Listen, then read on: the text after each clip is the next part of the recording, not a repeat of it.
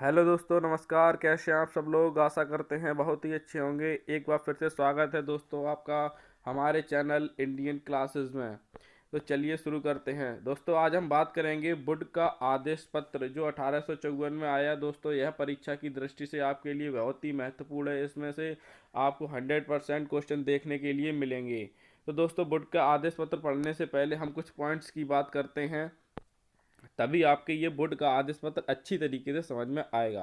दोस्तों भारतीय शिक्षा के इतिहास में सन 1833 से 1853 की अवधि को पाश्चात्य शिक्षा की अवधि कहा जाता है, क्योंकि दोस्तों जब इससे पहले जब मैकारे आया था उसने हमारी भारतीय शिक्षा का जो नाश किया था, और उसने जो शिक्षा का माध्यम था वो अंग्रेजी करके भारतीय शिक्षा का नाश कर दिया था, और इसीलिए इसे पाश्चात्य शिक्षा की अवधि कहा जाता है। नेक्स्ट पॉइंट की हम बात करते हैं दोस्तों कि बैंकेट की सन 1835 की विज्ञप्ति ने अंग्रेजी के माध्यम पाश्चात्य शिक्षा देने को सरकार की शिक्षा नीति बताया। मतलब वही बात है कि अंग्रेजी माध्यम से शिक्षा देना सरकार की शिक्षा नीति बताया। नेक्स्ट पॉइंट की हम बात करते हैं दोस्तों कि सन 1853 में ईस्ट इंडिया कंपनी के आज्ञा पत्र के पुनरावर्तन के तहत भारतीय शिक्षा की समस्याओं का समाधान किया जाना अनिवार्य था। दोस्तों जो क्या था कि हर 20 वर्ष बाद जो आज्ञा पत्र था उसमें पुनरावर्तन किया जाता था, तो उसी के तहत अब 1853 में किया जाना था। तो सर तो ये थे सर चार्ल्स वुड की, जो थे ना वो कंपनी के बोर्ड ऑफ कंट्रोल के सभापति थे। उन्होंने 1854 को आदेश पत्र में भारतीय शिक्षा नीति का प्रकाश किया। अतः इसी आदेश पत्र को उन्हीं के नाम पर वुड का आदेश पत्र कहा जाता है। अब हम दोस्तों देखते हैं कि वुड के आदेश पत्र में क्या था, उन्होंने आखिर ऐसा क्या कहा था अपने आदेश पत्र में। तो हम दोस्तों देखते हैं उनका आदेश पत्र। पहला पॉइंट है, आदेश पत्र में यह स्वीकार किया गया कि भारत में शिक्षा का प्रसार करने का उत्तरदायित्व कंपनी का है। दोस्तों इन्होंने भी शिक्षा का जो उत्तरदायित्व था वह कंपनी को ही सौंपा। नेक्स्ट पॉइंट हम देखते हैं कि आदेश पत्र में भारतीयों की शिक्षा के 4 उद्देश्य निहित किए गए। हम दोस्तों इन उद्देश्यों को देखते हैं। ये 4 उद्देश्य क्या थे? पहला उद्देश्य था कि भारतीयों में शिक्षा का प्रसार करके उनकी मानसिक व चारित्रिक उन्नति करना। दोस्तों यह इन्होंने एक अच्छी बात कही कि अभी तक यह चीज़ देखने के लिए नहीं मिली। अभी तक तो सब अपने मतलब की शिक्षा भारतीयों को देना चाहते थे, जिससे कि अंग्रेजी शासन मजबूत हो, ईस्ट इंडिया कंपनी मजबूत हो। तो यह एक पहला ऐसा पॉइंट निकल के आया जो जिन्होंने भारत के लोगों की चारित्रिक उन्नति व मानसिक उन्नति की बात की। नेक्स्ट पॉइंट है दोस्तों, भारतीयों को पाश्चात्य ज्ञान से अवगत कराना व उनकी भौतिक समृद्धि करना। दोस्तों यह भी एक अच्छी बात है। नेक्स्ट पॉइंट क्या था कि भारतीयों को राजपदों के लिए सुयोग्य बनाना। जो उसमें पद हुआ करते थे अंग्रेजी शासन में, तो उन पदों को देने के लिए उन्हें सुयोग्य बनाना। नेक्स्ट पॉइंट है दोस्तों कि भारतीयों को अपने देश को समृद्धशाली बनाने में सहायता करना। यह भी दोस्तों एक अच्छा पॉइंट निकल के आया। ये 4 जो प्रमुख पॉइंट थे। अब हम अगले पॉइंट की बात करते हैं। तीसरा है कि आदेश पत्र में अंग्रेजी और देसी भाषा दोनों को शिक्षा का माध्यम निश्चित किया गया। पहले दोस्तों क्या था कि शिक्षा का माध्यम केवल अंग्रेजी था, अब इसमें दोनों भाषाओं को सम्मिलित किया गया। नेक्स्ट पॉइंट की हम बात करते हैं कि आदेश पत्र में भारतीयों को उच्च शिक्षा प्रदान करने के लिए मद्रास, बम्बई और कलकत्ता में विश्वविद्यालय की स्थापना करने की आज्ञा दी गई। एक तो ये था इनके आदेश पत्र में। और क्या था इनके आदेश पत्र में? आदेश पत्र में यह निर्णय लिया गया कि संपूर्ण भारत में क्रमबद्ध शिक्षा संस्थानों की योजना क्रियान्वित की जाएंगी। ये दोस्तों एक बहुत ही बड़ी चीज़ निकल के आई इनके आदेश पत्र में, जो इन्होंने क्रमबद्ध रूप से शिक्षा देने की बात की। तो इन्होंने किस प्रकार से क्रमबद्ध शिक्षा देने की बात की? तो शिक्षा संस्थानों का स्वरूप इनका कुछ इस प्रकार से था कि पहले विश्वविद्यालय, फिर कॉलेज, फिर हाई स्कूल और फिर मिडिल स्कूल। दोस्तों यह प्रक्रिया हमें आज भी देखने के लिए मिल रही है अपनी शिक्षा व्यवस्था में। नेक्स्ट पॉइंट था दोस्तों इनका कि आदेश पत्र में जनसाधारण की शिक्षा की सिफारिश की गई।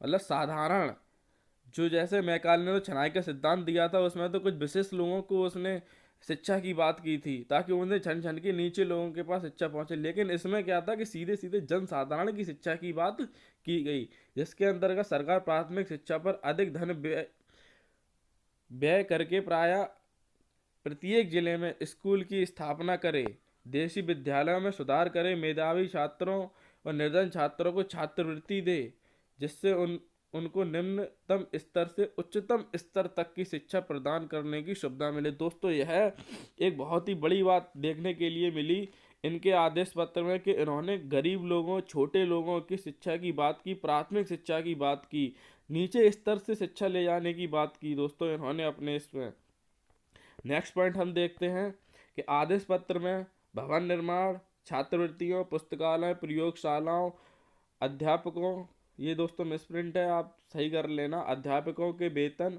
आदि के लिए सहायता अनुदान प्रणाली की व्यवस्था की गई। अनुदान प्रणाली दोस्तों, जो चंदा वगैरह होता है विद्यालयों के लिए, उसकी व्यवस्था की गई। नेक्स्ट पॉइंट है दोस्तों कि आदेश पत्र में अध्यापकों के प्रशिक्षण के लिए विभिन्न प्रकार की प्रशिक्षण संस्थाओं की स्थापना पर बल दिया गया। नेक्स्ट पॉइंट है दोस्तों, व्यावसायिक शिक्षा पर जोर देते हुए आदेश पत्र में कहा गया कि भारत में ऐसे स्कूल कॉलेजों की स्थापना की जाए जिनमें छात्रों को विभिन्न व्यवसायों की शिक्षा मिल सके। दोस्तों, ऐसी शिक्षा देने पर जोर दिया गया जिससे वह आगे चलकर अपना कोई काम कर सकें, ऐसी शिक्षा जो उनके व्यवसाय में काम आ सके। दूसरा क्या था कि स्त्री शिक्षा एवं मुस्लिम शिक्षा को बढ़ावा देने के लिए आदेश पत्र में सहायता अनुदान प्रणाली की व्यवस्था की गई। दोस्तों, स्त्रियों की उस समय शिक्षा बहुत ही निम्न थी, तो उसे भी बढ़ावा देने के लिए अनुदान प्रणाली व मुस्लिम शिक्षा के लिए अनुदान प्रणाली की व्यवस्था की गई। अब अगला पॉइंट क्या था कि आदेश पत्र में यह भी सिफारिश की गई कि प्राच्य साहित्य और देशी भाषाओं को प्रोत्साहित किया जाए। इसके अतिरिक्त पाश्चात्य विज्ञान एवं साहित्य की पुस्तकों का भारतीय भाषाओं में अनुवाद किया जाए। ये दोस्तों बहुत ही बड़ा पॉइंट है। अभी तक क्या था कि जो विज्ञान और भौतिक विज्ञान की जो शिक्षाएं थी वो सिर्फ अंग्रेजी में दी जाती थी। अब इन्होंने क्या कहा कि उन जो शिक्षाओं का जो ट्रांसलेशन है, जो अनुवाद है, वो भारतीय भाषाओं में किया जाए, तो भारतीय भाषाओं में ज्ञान दिया जाए, ज्ञान और विज्ञान का। ठीक है दोस्तों, यह एक बहुत ही अच्छी चीज़ निकल के आई। नेक्स्ट पॉइंट क्या था दोस्तों इनका, कि आदेश पत्र में इस बात पर बल दिया गया कि अंग्रेजी शिक्षा प्राप्त व्यक्तियों को सरकारी नौकरियां दी जाए। उपयुक्त वेतन के आधार पर कहा गया कि वुड के आदेश पत्र ने भारत में शिक्षा व्यवस्था को नूतन आयाम देने की संकल्पना की। दोस्तों, कुल मिलाकर वुड का आदेश पत्र बहुत ही अच्छा था भारतीयों के लिए। अब दोस्तों, जैसे एग्जाम में पूछा जाता है कि वुड के आदेश पत्र के बारे में लिखिए, तो दोस्तों आप ये जो हमने पॉइंट्स बताए, इन पॉइंट्सों को आप, ये लगभग 2 नंबर में आपसे पूछा जाएगा, तो आप इन पॉइंट्स को लिख सकते हैं। और ऑब्जेक्टिव में पूछा जाएगा तो दोस्तों आप छोटा छोटा करके लिख सकते हैं। जैसे वन वन लाइनर के रूप में पूछा जाए तो आप इसे छोटा छोटा करके लिख सकते हैं। अब जैसे क्या, ये भी आपसे एग्जामिनर पूछ सकता है कि वुड के आदेश पत्र के आने के बाद क्या क्या प्रभाव पड़े। तो दोस्तों, इसके फलस्वरूप इनके सुझावों के फलस्वरूप भारत में निम्नलिखित प्रभाव पड़े, वो हम देखते हैं। दोस्तों, क्या इससे परिवर्तन हुआ वुड के आदेश पत्र के आने के बाद। तो दोस्तों, हम परिवर्तन को देखते हैं कि शिक्षा पर अधिक व्यय करके जनसाधारण की शिक्षा पर जोर दिया गया। अब दोस्तों, यह बात बहुत ही अच्छी थी। और मद्रास, बम्बई, कलकत्ता में विश्वविद्यालय की स्थापना की गई। संपूर्ण देश में क्रमबद्ध शिक्षा संस्थानों की योजना क्रियान्वित की गई। वही दोस्तों, पहले विश्वविद्यालय, फिर कॉलेज, फिर हाई स्कूल, फिर मिडिल स्कूल, इस प्रकार से क्रमबद्ध शिक्षा व्यवस्था शुरू की गई। और क्या था दोस्तों, सहायता प्रणाली का सूत्रपात किया गया, लोक शिक्षा विभागों का निर्माण हुआ और छात्रवृत्तियां देने की परंपरा शुरू हुई। दोस्तों, यह था हमारा वुड का आदेश पत्र। अब हम कुछ इसके महत्वपूर्ण बिंदु देखते हैं जो आपके एग्जाम में बन सकते हैं, कुछ इम्पोर्टेंट हैं। तो देखते हैं कि वुड से दोस्तों सबसे पहले तो यह पूछा जाता है कि भारतीय शिक्षा का मैग्ना कार्टा किसे कहा जाता है। तो ये दोस्तों वुड डिस्पैच को कहा जाता है, वुड के आदेश पत्र को कहा जाता है। यह दोस्तों 1 नंबर में ऑब्जेक्टिव के रूप में आपसे जरूर पूछा जा सकता है। दोस्तों, नेक्स्ट पॉइंट यह भी पूछता है कि एग्जाम में वुड का आदेश पत्र आया कौन सी सन में आया। दोस्तों, 1854 में आया। यह दोस्तों वन लाइनर के रूप में भी बन सकता है और ऑब्जेक्टिव के रूप में भी बन सकता है आपके एग्जाम में। नेक्स्ट पॉइंट है दोस्तों कि विश्वविद्यालय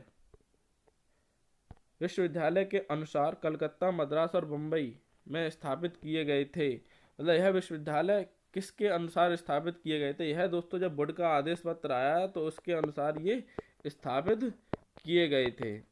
दोस्तों यह था हमारा बोर्ड का आदेश पत्र और इसमें जितने भी क्वेश्चन बन सकते थे वो हमने सभी आपको थ्योरेटिकल और ऑब्जेक्टिव दोनों के रूप में इस वीडियो में रखे गए हैं।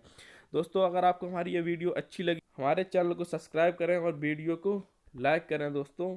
और आपके जो भी सुझाव हों वो कमेंट बॉक्स में ज़रूर दें। थैंक यू दोस्तों, आगे मिलते हैं नेक्स्ट वीडियो में।